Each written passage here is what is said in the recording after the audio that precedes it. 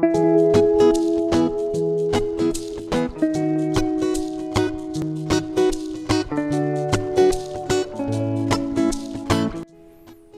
Viewers, ఈ వీడియోలో మనం ప్రొనౌన్ గురించి తెలుసుకుందాం. ఇంతకుముందు వీడియోలో మనం పార్ట్స్ ఆఫ్ స్పీచ్ గురించి చెప్పుకున్నాం. అలాగే పార్ట్స్ ఆఫ్ స్పీచ్లో ఉన్నటువంటి నౌన్ గురించి కూడా డీటెయిల్గా వివరించడం జరిగింది. ఒకవేళ మీరు ఆ వీడియోస్ మిస్ అయినట్లయితే ఆ వీడియోస్ యొక్క లింక్ ఈ వీడియో యొక్క డిస్క్రిప్షన్ బాక్స్లో ఉంటుంది, తప్పకుండా వాచ్ చేయండి. అలాగే ఇంగ్లీష్ గ్రామర్కి సంబంధించి మరిన్ని వీడియోస్ చూడడం కోసం ఈ ఛానల్ సబ్స్క్రైబ్ చేసుకోండి. నోటిఫికేషన్ పొందడం కోసం బెల్ ఐకాన్ను క్లిక్ చేయండి. అలాగే ఈ వీడియోని లైక్ చేయండి, మీ ఫ్రెండ్స్ అందరికీ షేర్ చేయండి. Okay viewers, let go to our topic. Pronoun. A pronoun is A word, it is used instead of a noun. Pronoun అంటే తెలుగులో సర్వనామము. సర్వనామము అంటే నామవాచకానికి బదులుగా వాడే పదాలను సర్వనామము అంటారని మనకు తెలుసు. అంటే రాము అనే పేరు నామవాచకం అయితే రాముని మనం అతడు అని చెప్తే అతడు అనే పదం సర్వనామం అవుతుంది. అలాగే ఇంగ్లీష్లో కూడా a pronoun is a word, it is used instead of a noun. అంటే ఇన్స్టెడ్ ఆఫ్ ఏ నౌన్, నౌన్కి బదులుగా. ఇన్స్టెడ్ అంటే బదులుగా అని. అంటే ఇన్స్టెడ్ ఆఫ్ ఏ నౌన్ అంటే నౌన్కి బదులుగా వాడేటటువంటి వర్డ్స్ని ప్రొనౌన్ అంటారు. For example, he, she, it, they, you, I, we, etcetera. ఈ ప్రొనౌన్స్ అనేవి 9 టైప్స్ ఉంటాయి. అంటే 9 రకాల ప్రొనౌన్లు ఉంటాయి.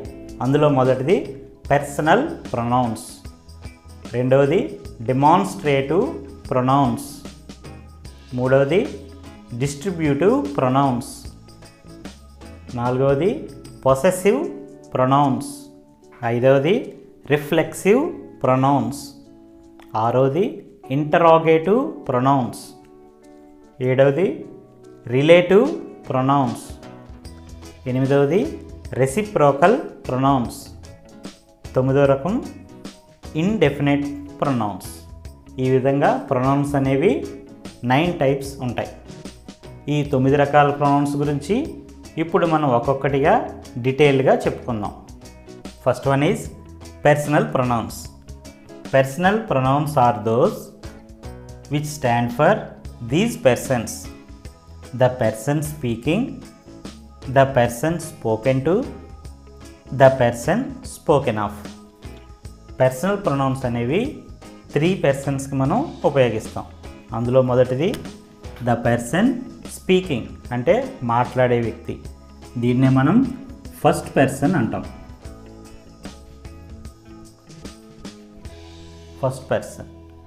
అలాగే ద పర్సన్ స్పోకెన్ టు, ఎవరితో మాట్లాడుతున్నామో వారిని సెకండ్ పర్సన్ అంటాం.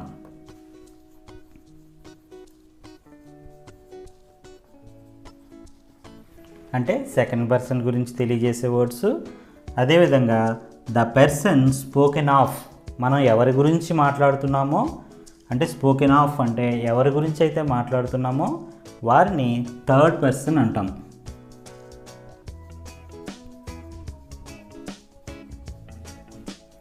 సో పర్సనల్ ప్రొనౌన్స్ అనేవి ద పర్సన్ స్పీకింగ్ అంటే ఫస్ట్ పర్సన్ గురించి, అలాగే ద పర్సన్ స్పోకెన్ టు అంటే సెకండ్ పర్సన్ గురించి, ద పర్సన్ స్పోకెన్ ఆఫ్ అంటే థర్డ్ పర్సన్ గురించి తెలియజేసే వర్డ్స్ని పర్సనల్ ప్రొనౌన్స్ అంటారు. పర్సనల్ ప్రొనౌన్స్కి కొన్ని ఎగ్జాంపుల్స్ చూద్దాం. ఫస్ట్ పర్సన్లో సింగులర్, అంటే ఒకళ్ళే ఉన్నప్పుడు సింగులర్ అంటాం కాబట్టి ఫస్ట్ పర్సన్ సింగులర్లో ఐ, మీ అనే ప్రొనౌన్స్ వస్తాయి. అంటే ఐ, మీ అనే ప్రొనౌన్స్ పర్సనల్ ప్రొనౌన్స్ అవుతాయి. అవి ఫస్ట్ పర్సన్ సింగులర్ ప్రొనౌన్స్ అవుతాయి. అలాగే ఫస్ట్ పర్సన్ ప్లూరల్, అంటే ఎక్కువ మంది ఉన్నప్పుడు చెప్పే వర్డ్ ప్లూరల్ కాబట్టి ఫస్ట్ పర్సన్కి ప్లూరల్లో పర్సనల్ ప్రొనౌన్స్ వి, అజ్ అవుతాయి. అలాగే సెకండ్ పర్సన్లో సింగులర్, సెకండ్ పర్సన్ సింగులర్కి ఎగ్జాంపుల్ యు. అలాగే సెకండ్ పర్సన్లో ప్లూరల్కి ఎగ్జాంపుల్ కూడా యుఏ అవుతుంది. ఇంగ్లీష్లో యూకి సింగులర్, ప్లూరల్ కూడా యుఏ అవుతుంది. అలాగే థర్డ్ పర్సన్ సింగులర్కి ఎగ్జాంపుల్ హీ, హిమ్. ఈ వర్డ్స్ అనేవి పర్సనల్ ప్రొనౌన్స్ అవుతాయి. అలాగే థర్డ్ పర్సన్ ప్లూరల్కి ఎగ్జాంపుల్ దే, దెమ్. ఈ ఎగ్జాంపుల్స్ అన్నీ కూడా పర్సనల్ ప్రొనౌన్స్ అవుతాయి. ఈ పర్సనల్ ప్రొనౌన్స్ని first person, second person, third పర్సన్గా విభజించి మీకు అర్థం అవడం కోసం ఈ విధంగా చెప్పడం జరిగింది. So first person singular pronouns I, me. First person plural pronouns we, us.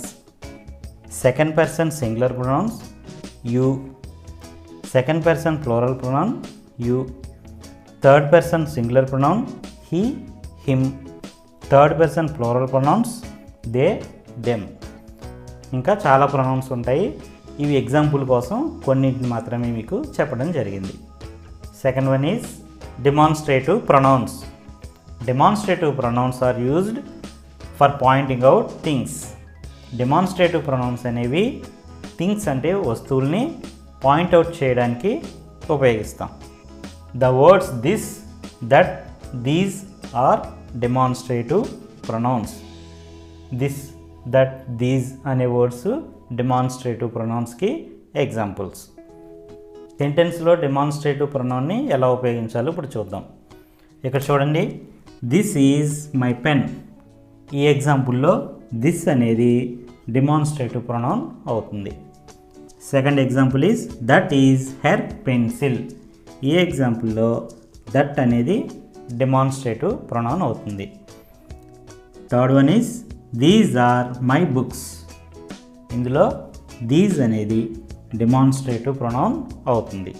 Third one is distributive pronouns. Distributive pronouns are pronoun that describes members of a group, person, thing separately and not collectively. Distributive pronouns అనేవి ఒక గ్రూప్లో ఉన్నటువంటి ఒక్కొక్కరి గురించి తెలియజేస్తుంది. అది కూడా సెపరేట్గా తెలియజేస్తుంది, కానీ నాట్ కలెక్టివ్లీ, గ్రూప్ మొత్తాన్ని తెలియచేయదు. సో డిస్ట్రిబ్యూటివ్ ప్రొనౌన్ అనేది ఒక గ్రూప్లో ఉన్నటువంటి మెంబర్స్ గురించి తెలియజేస్తుంది. ఆ మెంబర్స్ గురించి సెపరేట్గా తెలియజేస్తుంది. అంటే ఆ గ్రూప్లో ఉన్నటువంటి ఒక్కొక్కరి గురించి సెపరేట్గా తెలియజేయడానికి ఈ డిస్ట్రిబ్యూటివ్ ప్రొనౌన్ ఉపయోగిస్తారు. For example, each of the girls get a medal. ఇక్కడ చూడండి, ఈచ్ అనేది డిస్ట్రిబ్యూటివ్ ప్రొనౌన్ అవుతుంది. ఈ each of the girls get a medal అంటే గర్ల్స్లో ప్రతి ఒక్కరికి, ఈచ్ ఆఫ్ ది గర్ల్ అంటే ప్రతి ఒక్క గర్ల్ గెట్ ఏ మెడల్, ప్రతి ఒక్క గర్ల్కి ఒక మెడల్ పొందుతారు. అంటే ఇక్కడ ఈచ్ అనే వర్డ్ గర్ల్స్లో ఉన్నటువంటి ప్రతి ఒక్కొక్కరి గురించి విడివిడిగా తెలియజేస్తుంది. So distributive pronoun is always singular. Distributive pronoun అనేది ఎప్పుడు కూడా సింగులర్ అవుతుంది. And as such it should be followed by A singular noun and verb. So distributive pronoun is always singular and as such it should be followed by A singular noun and verb. Distributive pronoun అనేది always singular, ఎప్పుడు కూడా సింగులరే అవుతుంది. అంటే each of the girl, ఒక్కొక్క girl గురించి తెలియజేస్తుంది కాబట్టి distributive pronoun అనేది ఎప్పుడు కూడా సింగులర్ అవుతుంది. And as such it should be followed by A singular noun and verb. Distributive pronoun అనేది సింగులర్ కాబట్టి డిస్ట్రిబ్యూటివ్ ప్రొనౌన్ యూజ్ చేసినప్పుడు ఆ సెంటెన్స్లో మనం ఎప్పుడు కూడా సింగులర్ నౌన్ని అలాగే సింగులర్ వెర్బ్ని యూజ్ చేయాలి. ఈ సెంటెన్స్లో చూడండి, each of the girls get a medal అని చెప్పాం. ఇందులో ఏ మెడల్ అన్నారు, ఇక్కడ each of the girls get medals అనలేదు. ఈచ్ అనేది సింగులర్ కాబట్టి ఇక్కడ ఏ మెడల్ అని చెప్పాలి, అంతేగాని మెడల్స్ అని మనం రాయకూడదు. అంటే డిస్ట్రిబ్యూటివ్ ప్రొనౌన్ యూజ్ చేసినప్పుడు సింగులర్ నౌన్ని సింగులర్ వెర్బ్ని యూజ్ చేయాలి. ఈ డిస్ట్రిబ్యూటివ్ ప్రొనౌన్కి ఎగ్జాంపుల్స్ ఈచ్ అంటే ప్రతి ఒక్కరు అని, ఎవ్రీ ఇది కూడా అదే మీనింగ్ వస్తుంది. ఎయిదర్ అంటే ఎవరో ఒకరని, నైదర్ నైదర్ అంటే ఎవరూ కాదు అని, ఎవ్రీ వన్ ప్రతి ఒక్కరు అని, నన్ ఎవరూ కాదు, ఏ ఒక్కరూ కాదు, ఇటువంటి వర్డ్స్ని డిస్ట్రిబ్యూటివ్ ప్రొనౌన్స్ అంటారు. ఈ డిస్ట్రిబ్యూటివ్ ప్రొనౌన్స్ అన్నీ కూడా సింగులర్ అవుతాయి. అదేవిధంగా ఈ డిస్ట్రిబ్యూటివ్ ప్రొనౌన్స్ అనేవి ఒక గ్రూప్లో ఉన్నటువంటి ఒక్కొక్కరి గురించి సెపరేట్గా తెలియజేస్తాయి. Fourth one is possessive pronouns. A possessive pronoun is a pronoun that is used to indicate possession or ownership. Possessive ప్రొనౌన్స్ని ఓనర్షిప్ ఆర్ పొసెషన్ని ఇండికేట్ చేయడానికి యూజ్ చేస్తాం. For example mine, ours, theirs, yours, hers, his అంటే possession అంటే కలిగి ఉండడాన్ని, అంటే నాది, నీది, వారిది, ఈ విధంగా పొసెషన్ అంటే కలిగి ఉండడాన్ని, ఓనర్షిప్ అంటే దీనికి నేనే యజమానిని అని చెప్పడాన్ని పొసెసివ్ ప్రొనౌన్ అంటాం. For example this pen is mine. ఈ సెంటెన్స్లో ఈ పెన్ను నాది, మైన్ అనేది పొసెసివ్ ప్రొనౌన్ అవుతుంది. అలాగే దట్ బుక్ ఈజ్ హెర్స్. ఆ బుక్ ఆమెది. ఈ సెంటెన్స్లో హెర్స్ అనే వర్డ్ పొసెసివ్ ప్రొనౌన్ అవుతుంది. This school is ours. ఈ స్కూలు మాది. ఈ సెంటెన్స్లో అవర్స్ అనే వర్డ్ పొసెసివ్ ప్రొనౌన్ అవుతుంది. Fifth one is reflexive pronoun. Reflexive pronouns are words that end in dash self and dash selves. Words చివరిలో self అనే వచ్చే వర్డ్స్ అలాగే సెల్వ్స్ అని వచ్చే వర్డ్స్ అన్నీ కూడా రిఫ్లెక్టివ్ ప్రొనౌన్స్ అవుతాయి. అంటే రిఫ్లెక్ట్ ప్రొనౌన్స్లో సింగులర్ ఫామ్ అయినప్పుడు చివరిలో సెల్ఫ్ అని వస్తుంది. అలాగే రిఫ్లెక్టివ్ ప్రొనౌన్స్ ప్లోరల్లో ఉన్నప్పుడు, ప్లోరల్ ఫామ్స్ అయినప్పుడు చివరిలో సెల్వ్స్ అని వస్తుంది. For example myself. Myself అనేది సింగులర్లో ఉన్నటువంటి రిఫ్లెక్సివ్ ప్రొనౌన్. అలాగే సింగులర్లో ఉన్నటువంటి reflexive pronouns myself, itself, herself, yourself, himself. అలాగే సెల్వ్స్ ప్లోరల్లో సెల్వ్స్ అనే వర్డ్ వస్తుంది. So plural reflexive pronouns are yourselves, themselves, ourselves. ఇటువంటి వర్డ్స్ని ప్లోరల్ రిఫ్లెక్సివ్ ప్రొనౌన్స్ అంటాం. అలాగే ఈ రిఫ్లెక్సివ్ ప్రొనౌన్స్ని సెంటెన్స్లో యూజ్ చేసేటప్పుడు మనం గుర్తుంచుకోవాల్సిన రూల్ ఒకటి ఉంది. అది and are only applied whenever the subject and the object of a sentence are similar. మనం ఈ రిఫ్లెక్సివ్ ప్రొనౌన్స్ని ఎప్పుడూ కూడా సబ్జెక్టు, ఆబ్జెక్ట్ రెండూ కూడా సిమిలర్గా ఉన్నప్పుడు మాత్రమే రిఫ్లెక్సివ్ ప్రొనౌన్ని యూజ్ చేయాలి. For example I did it myself. ఇందులో చూడండి ఐ మై సెల్ఫ్. ఈ సెంటెన్స్లో సబ్జెక్ట్ ఐ అయింది, ఆబ్జెక్ట్ మై సెల్ఫ్ అయింది. ఈ సబ్జెక్ట్ అండ్ ఆబ్జెక్ట్ రెండూ కూడా similar words. I my self, I did it my self.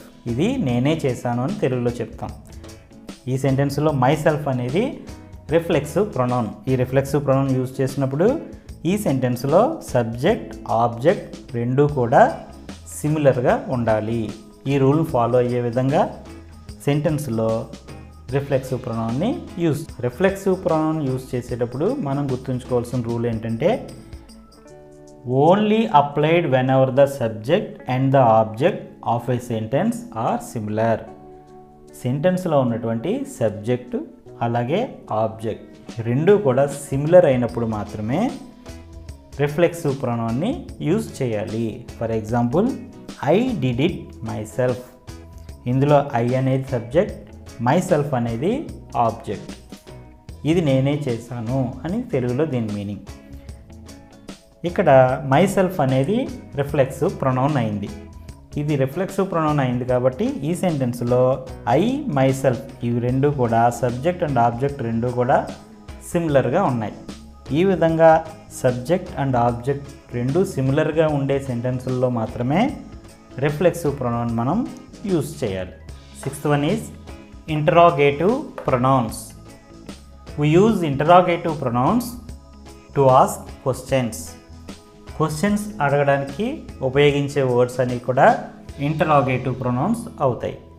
For example who, what, which, where, when, why, whom, how. వీటిని మనం WH words అని కూడా అంటాం. ఈ WH వర్డ్స్ అన్నీ కూడా ఇంటరాగేటివ్ ప్రొనౌన్స్ అవుతాయి. 7th one is relative pronouns. Relative pronouns are used to join or relate two different clauses together by referring to the noun in the previous clause using the pronoun.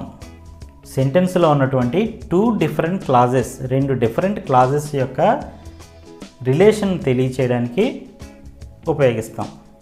Relative pronoun అనేది ఒక సెంటెన్స్లో 2 different క్లాజెస్ని join చేయడానికి లేదా ఆ 2 different clauses మధ్య relation తెలియజేయడానికి ఉపయోగిస్తాం. For example WHO, who. మనం ఇందాక చెప్పుకున్నాం WH వర్డ్స్ అన్నీ కూడా ఇంటరాగేటివ్ ప్రొనౌన్స్ అవుతాయి. కానీ ఈ సెంటెన్స్లో WHO, హూని మనం ఇంటరాగేటివ్ ప్రొనౌన్గా కాకుండా రిలేటివ్ ప్రొనౌన్గా ఉపయోగించాం.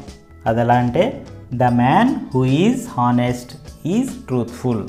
ఈ సెంటెన్స్ యొక్క మీనింగ్ ఏంటంటే the man who is honest, ఎవరైతే హానెస్ట్ మ్యాన్ ఉన్నారో, ఈజ్ ట్రూత్ఫుల్, అతడే నీతివంతుడు అని మనకి ఈ సెంటెన్స్ యొక్క మీనింగ్.